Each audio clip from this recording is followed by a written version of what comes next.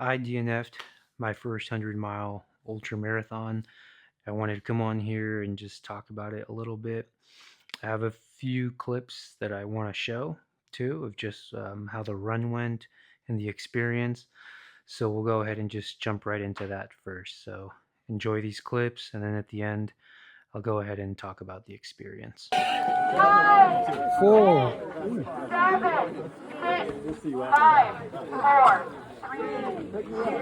1, go!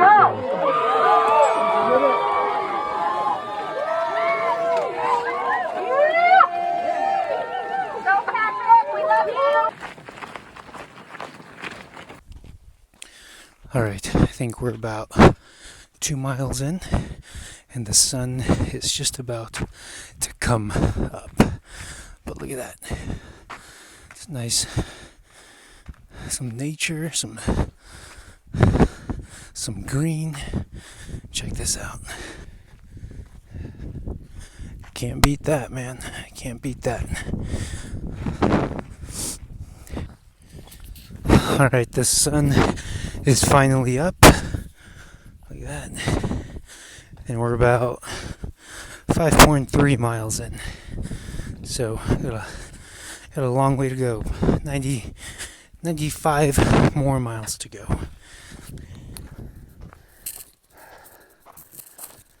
Alright, we're 6.39 miles into the race, an hour and 41 minutes in. I just recently had to use the bathroom, number 2, and this is the view that I have behind me. I don't know if you can see it, but it's nice. It's a nice view. The sun is fully up, and we're just going nice and steady, just hiking along. So yeah, 6 miles in, and I'll probably try and do an update at mile 10 or mile 15. So I'll see you guys soon.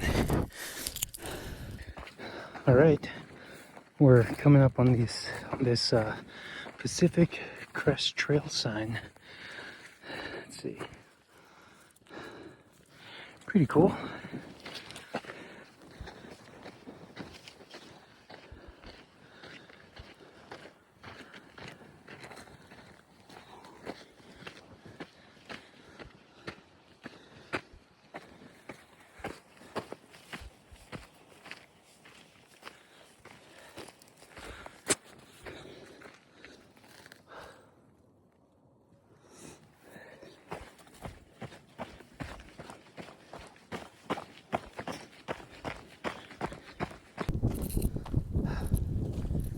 Alright, just checking in. We are at mile 11.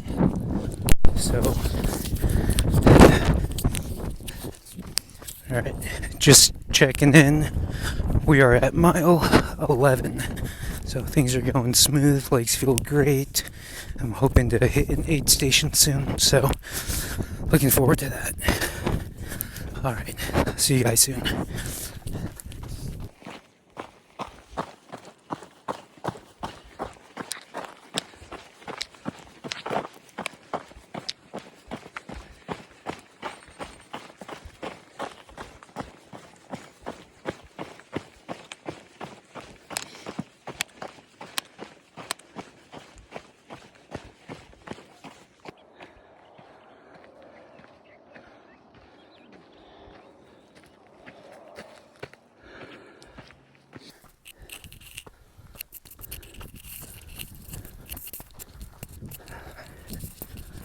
Alright, just left the aid station at mile 18. Hey, but at mile 18.2 now. I think four hours in. So, yeah, we got another 82 more miles to go. So, that's the check-in, and I'll see you guys later.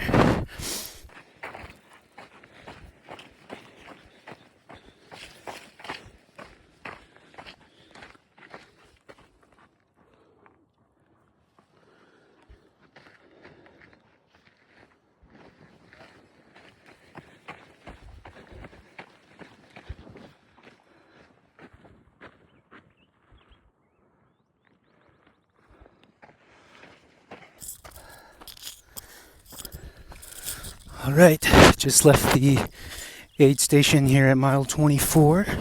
Had some grilled cheese, some Coca-Cola, some ginger ale. I met my friend Jane, who helped me finish my 100K last year, or no, back in January, sorry. So about 4 months ago. So yeah, feeling strong, legs are feeling good. I'm fueled, and that was a really good aid station. Good food for sure. So we're just gonna keep trucking along here. All right, I'll see you guys later. Peace.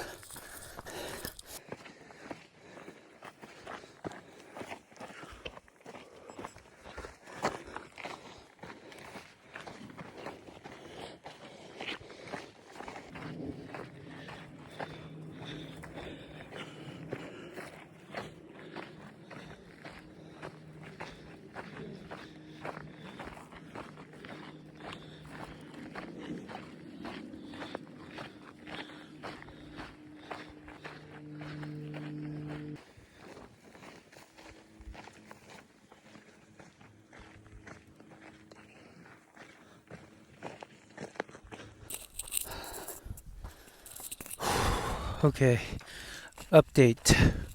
We are at mile 35.3 according to my watch. We're 9 hours and 40 minutes in. I left the aid station probably about 2 miles ago. When I got there, I only had 10 minutes to get in and out, or else I was going to be cut off. So, or I guess to put it into better terms, there was 10 minutes until the cutoff. So I only had 10 minutes to refill my bladder, get whatever I needed, and head out. So I left 5 minutes before the cutoff. My girlfriend helped me to refill my bladder. I was gonna change out my socks, but there was just no time, so I just had to move. It's getting hot. I tried to put some ice in my bandana, no luck.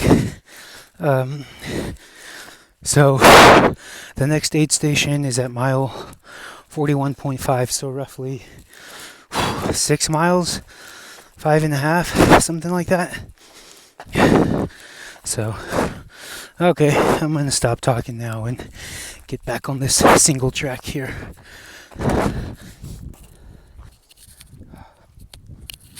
All right, quick update. We're at mile 44.75, 12 hours and 47 minutes in, and we're just moving, just one foot in front of the other. I left the aid station a little while back, had some food, ginger ale, Coca-Cola, washed my face off. I met my pacer, Melissa, there, shout out. Rinsed off and then took off. I think the thing that takes the most time is trying to fill my bladder with all the gear in there. It's a real pain in the butt, and that's one of the main reasons I kind of spend time, like extra time at the aid station. And so I don't know, maybe I'll just at the next stop just open up the bladder and fill it up with water and not try and take the hose apart and whatnot. But anyways, that's the update.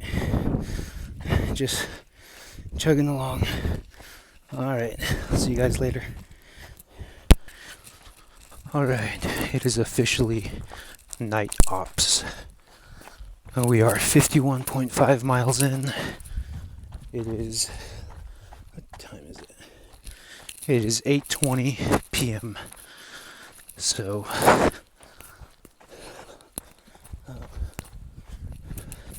and I think you already said it. 51.5 miles in. So, into the night we go. Alright, it is 1 a.m. and this is what I'm up against right now. This is the Pacific Crest Trail.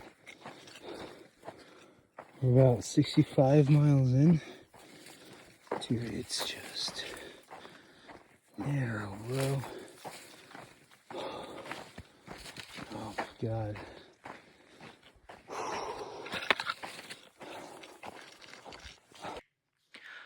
Okay, hope you guys enjoyed all those clips, and let's go ahead and get started. Um, the race started at 5:30 in the morning. I really just kept it nice and easy. Try to keep my pace between 14 minutes to 19 minutes. I think one of the things that caused me to just not finish the race was one, not being aware of the cutoff times, and second would probably be only having 450 milligrams of sodium for the first 6 hours of the race. I didn't really have any other electrolytes other than sodium for those first 6 hours. So I feel like maybe my mistake was there, um, just not having the other electrolytes, even though from my perspective, because the conditions were going to be cool, I felt like all I needed was sodium. But looking back at it now, I think that was one of my like biggest mistakes is not having a balance of like potassium and magnesium. I didn't really start to throw that in until the 7 hour mark through like a liquid flask, which had carbs and all the other major electrolytes. Um, so yeah, I kept my average pace between 14 and 19. Looking back, if I wanted like an hour buffer between the aid stations, or at least for the first aid station, which was at mile like 32.5, I had to keep like a 14:45 average pace, and I was moving slower than that. I was really just focused on the cutoff time. So that's lesson one. Know your cutoff times for the aid stations. And the lesson two, yeah, I think just the imbalance of electrolytes. I did start to get um, like when the sun was up and like it started to get warm between like 12 and 2. I didn't have any ice in my bandana. I didn't set it up properly. And that definitely caused my temperature to spike because at mile 65 or 64, when the sun started to set, I could feel my body like start to get warm. I started to feel a little achy, but more so just warm. Um, and I remember at mile like I don't know 68, I sat down and it was midnight by then, and I told one of the people there at the aid stations that my body was getting warm. She gave me an Aleve, and I just took off in the middle of the night. At mile 68, I believe my pacer, Melissa, she picked me up and we just started going, and she was pushing me pretty hard just to like run for 30 seconds and then power hike for a good while, and then run for 30 seconds and then power hike. And then at mile 78, I met my girlfriend. I picked up a little bit of caffeine in a yerba mate, poured it in a flask, picked that up. I didn't have time to change my shoes or socks. I was supposed to change my shoes and socks at aid station 32.5, but there was just no time. I couldn't do it. So I thought I was going to be able to at mile 78. There was no time. So I literally just never changed my socks. I could tell my feet were pretty moist, and we just had to keep trucking along. And at that point, my pacer would just say, "You see the headlight in the distance? We're gonna close that fucking gap." And she pushed me. She would say, "All right, go, run, lift up your feet, keep moving, and then stop and power hike." And the experience, I had felt like I had nothing left in my body. I was delirious. My balance was kind of off. It was just all heart and will. And she pushed me all the way to mile 84. And that last quarter mile, she made me run. And I had a pain radiating from my shin all the way up to my knee. It was just mostly my shin muscle, and I started to almost cry. That's how painful it was. But yeah, I DNF'd and I learned so many lessons. Um, I'm thankful for the people that were there, thankful for the people watching, and yeah, so that was pretty much it. Um, to go from here, I will go ahead and just gonna keep making videos. I mean, I'll keep you guys updated, but yeah, I know I can finish the distance. The total amount of climbing that I got was 13,500, but overall for the 100-mile distance, it was roughly about 16,000 feet. My quads, shockingly, were not destroyed. I felt great. It was more of my shin and then the deliriousness. I think it was the imbalance of electrolytes, um, and just exhaustion. Um, yeah, I think my goal, honestly, from here on out is just to inspire people. I mean, I hear people will leave comments here and there, like on other platforms, like it was so inspiring to watch you keep going, because some of the people didn't make it to where I got to. They stopped at a certain point and they had to pull the plug, but they were like rooting me on and they were so excited. And it's cool to see that I'll be doing this race next year with those people that couldn't get to where I got to and they had to pull the plug, unfortunately. So the fact that I was inspiring them and I inspire other people, I think at the end of the day, like that's what it's all about, really just pushing each other as human beings and seeing how far we can go. And if I can do that for someone, honestly, just like that means the world to me. Like it almost kind of like pulls on my heartstrings cuz like I'm just a normal dude, and if I can do that for someone, like that means everything to me. Like money can't buy that. I do have my own personal goals, like maybe some sponsorships later down the road. Who knows? I always wanted to get sponsored, like as just skateboarder, just street skateboarding, and now that I'm doing trail running, like I don't know, why not? Why not set those goals? So, um, yeah. So, anyways, that's pretty much it. Hope you guys enjoyed this. DNFs, they happen. I didn't think it was gonna happen to me, but that's just the ego talking, and I'm definitely going back into the lab, fixing things, how I could have done things better, and just so much to learn. So, um, yeah. Thanks for watching, and we'll see you guys next time.